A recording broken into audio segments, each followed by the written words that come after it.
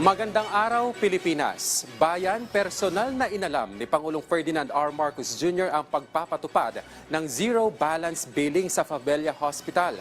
May good news rin ang Pangulo patungkol sa pondo ng PhilHealth. Narito ang report. Yung 60 billion na yan, ibabalik na natin sa PhilHealth.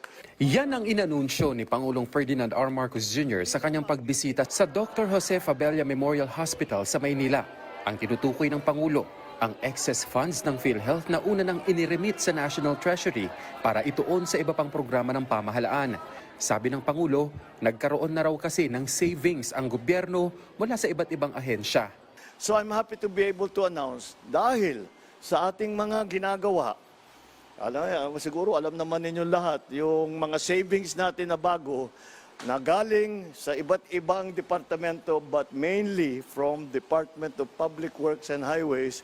Paraan din anya ito para ibsan ang pangamba ng taong bayan na batid niyang normal, kahit pa una ng tiniyak ng pamahalaan na hindi maapektuhan ang serbisyo ng PhilHealth. Hindi lamang para sa pangamba ng tao, kung hindi dahil gagamitin na natin, nagkaroon na tayo ng savings, gagamitin na natin yan para palawakin pa ang serbisyo ng PhilHealth.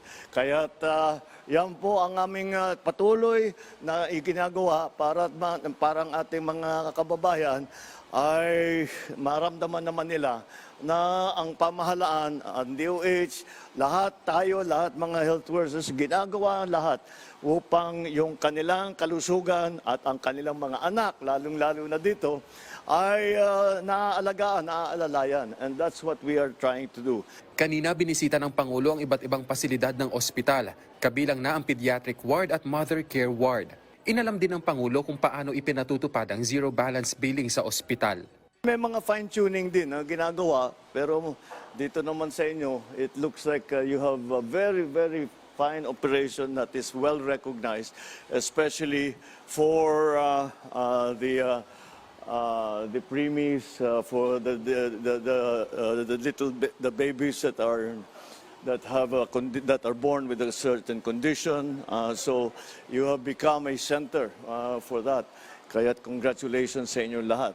Mula noong Hulyo hanggang nitong buwan, aabot na sa halos 7,000 pasyente ang natulungan ng programa, kung saan mahigit sa 104 million na hospital bills ang nabura.